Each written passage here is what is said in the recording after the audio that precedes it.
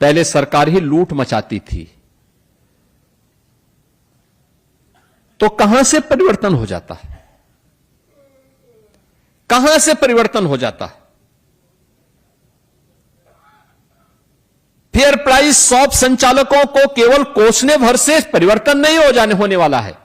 मेरा मानना है प्रदेश में जिन क्षेत्रों में व्यापक रिफॉर्म हुए हैं उसमें से खाद्य रसद विभाग है, जिसमें 17 के पहले अगर मेरे जनता दर्शन कार्यक्रम में मेरे पास 1000 एप्लीकेशन आती थी तो उनमें से मैं देखता था कि लगभग 300 केवल राशन से संबंधित विसंगतियों की ओर लोग शिकायत करते थे।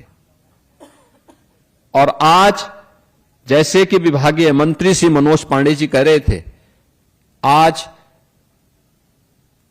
पब्लिक आती है, अन्य मुद्दों पे चर्चा करती है, एक भी शिकायत राशन वितरण की नहीं होती है।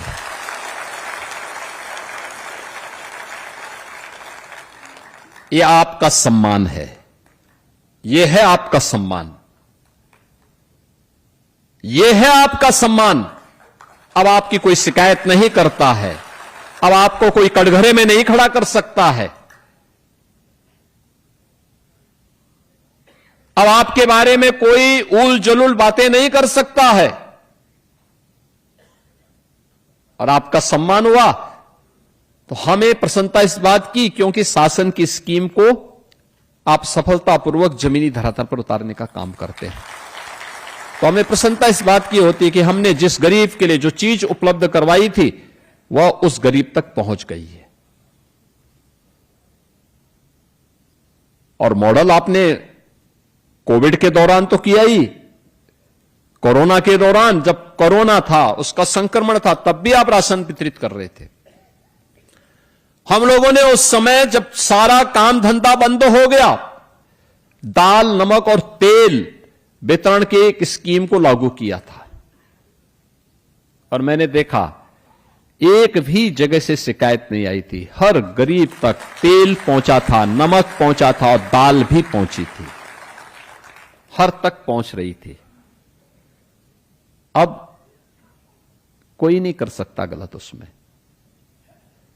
इसका मतलब नियत सरकार की खराब थी, खराब लोग यहां बैठे हुए थे, इसलिए कार्य नहीं होने देते थे, खामियाजा आपको भुगतना पड़ता था।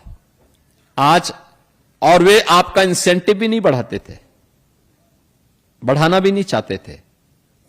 आज तो विभाग का प्रस्ताव जैसे आया तत्काल इसको आगे बढ़ा दिया गया।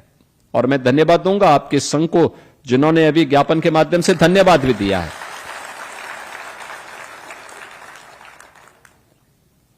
धन्यवाद भी दिया। बहनों और भाइयों, जो परिवर्तन इसके माध्यम से होना है, यानी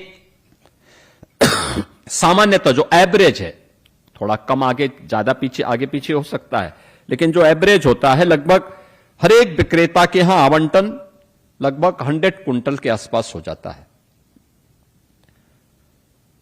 और उसमें अगर हम देखेंगे तो अब तक प्रति जो फेयर प्राइस शॉप के संचालक हैं उनके प्रति माह की जो आय उसके माध्यम से होती थी वह 12,750 के आसपास हो जाती थी।